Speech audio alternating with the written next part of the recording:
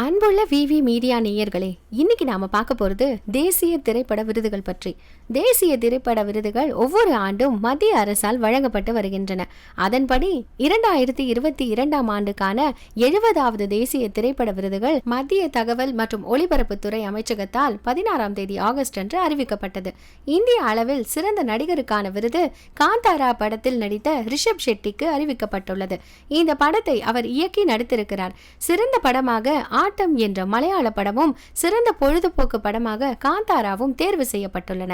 அதேபோல் சிறந்த நடிகைக்கான விருது திருச்சிற்றம்பலம் படத்தில் நடித்த நித்யா மேனனுக்கும் கட்ச் எக்ஸ்பிரஸ் என்ற குஜராத்தி படத்தில் நடித்த மானசி பரேக்கருக்கும் பகிர்ந்து வழங்கப்படுகிறது. துணை நடிகைக்கான விருது உன்சா என்ற ஹிந்தி படத்தில் நடித்த நீனா குப்தாவுக்கும், துணை நடிகர் விருது சௌஜா என்ற ஹரியான்வி மொழி படத்தில் நடித்த பவன்ராஜ் மல்ஹோத்ராவுக்கும் அறிவிக்கப்பட்டுள்ளது. உன்சாய் படத்தை இயக்கிய சூரஜ் பர்ஜத்யாவுக்கு சிறந்த இயக்குனர் விருது வழங்கப்படுகிறது.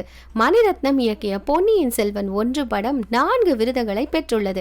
அந்த வகையில் சிறந்த தமிழ் திரைப்படம், படத்தின் பின்னணி இசைக்காக AR ரஹ்மான், ஒளிப்பதிவுக்காக ரவிவர்மன், ஒலி வடிவமைப்புக்காக ஆனந்த் கிருஷ்ணமூர்த்தி என 4 விருதுகள் கிடைத்துள்ளன. AR ரஹ்மானுக்கு இது 7வது தேசிய விருது ஆகும்.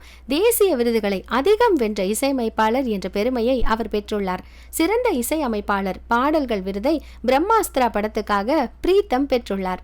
சிறந்த சண்டை பயிற்சியாளர் விருது KGF படத்துக்காக அன்பறிவு சகோதரர்களுக்கும், சிறந்த நடனத்துக்கான விருது திருச்சிற்றம்பலம் படத்தின் மேகம் கருக்காதா என்ற பாடலுக்காக நடன இயக்குநர்கள் ஜானி சதீஷ் ஆகியோருக்கும் அறிவிக்கப்பட்டுள்ளது.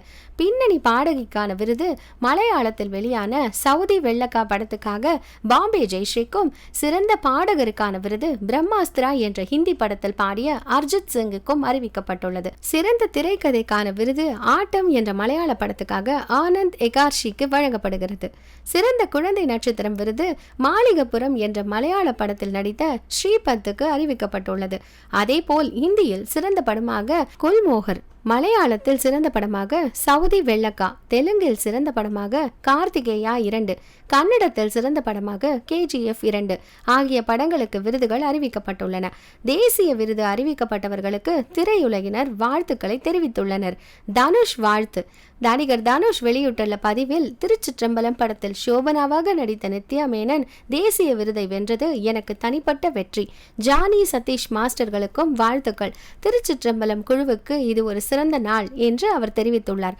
விருது குறித்து ஒளிப்பதிவாளர் ரவிவர்மன் கூறும்போது, பொன்னியின் செல்வன் படத்துக்காக இந்த விருது கிடைத்ததில் மகிழ்ச்சி. இயக்குனர் மணிரத்னம் மற்றும் படக்குழுவுக்கு நன்றி. இதில் பணியாற்றிய அனைவரும் கடுமையான உழைப்பை கொடுத்தார்கள். அதற்கான அங்கீகாரமாக இந்த விருதை பார்க்கிறேன். இது மிகுந்த மகிழ்ச்சியை தருகிறது என்றார்.